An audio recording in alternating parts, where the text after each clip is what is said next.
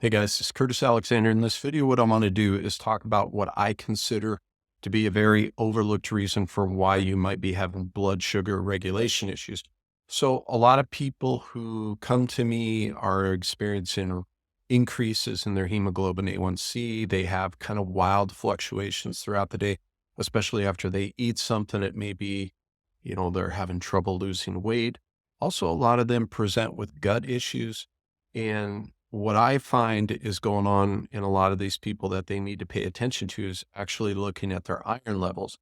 And here's why you need to look at your iron levels. Number one, we know that high iron can actually be a risk factor for diabetes. But the other reason is that when your iron levels rise, your liver will actually release carbohydrates. Now, those carbohydrate release, if you have any sort of insulin issues, is going to cause a jump in your blood sugar. And then as insulin is released, we can see a big drop. So we see some of these swings. Also, we can see stomach issues. Now, I'm going to get into depth here a little bit, the next 2 points.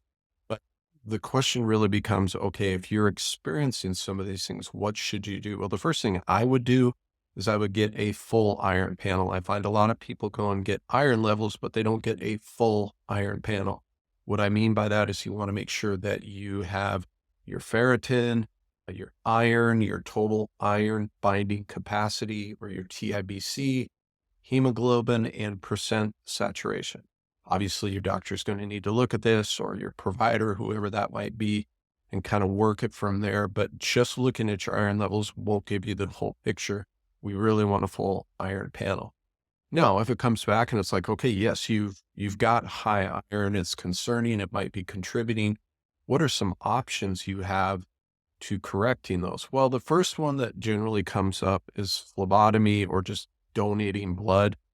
You will lower your iron levels temporarily. You will also lose other nutrients in that blood donation process. So it's got pros, it's got cons. What I generally find is that if somebody has high iron, it's oftentimes an iron recycling issue. And what we mean by that, iron is a needed thing in your body, but it has to be kept in a range. We don't want it too high. We don't want it too low.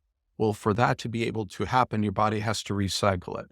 For your body to be able to recycle it, it needs certain nutrients. Some of those are, and these are kind of the big ones, but the big ones would be retinol, which is natural vitamin A, not beta carotene or a plant-based vitamin A, but natural vitamin A in the form of retinol. Also need things like copper. You need ceruloplasmin. You need magnesium. So you're beginning to see that if you have these nutrients in place, you're going to enable your body to be able to handle and get rid of some of this iron on its own and regulate it. Once you regulate it and you add these nutrients, your blood sugars may level out. Now, one of the other questions I get is, okay, I have low blood sugars rather than these high ones. So does that mean I have low iron? No, not necessarily the case. Remember what we talked about with high iron, your body will kick out the carbs, which also kicks out insulin, which causes a drop in blood sugar. So don't think of it as my blood sugar dictates what my iron levels are, because some people think that way.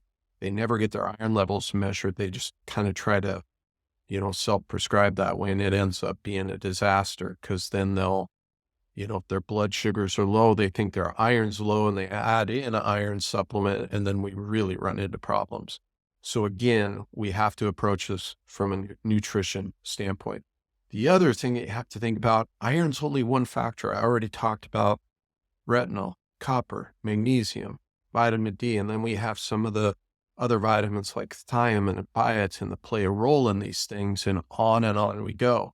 That's why, again, I harp on it a ton. Nutrient-rich diet is going to get you so much farther ahead than just throwing one supplement in it. Okay.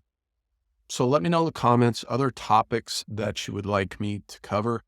This video was another example of a suggestion by a viewer. So drop it in the comments if something would be helpful for me to make a video on. Speaking of helpful, I hope this one was, guys. I will see you in the next one. Thanks.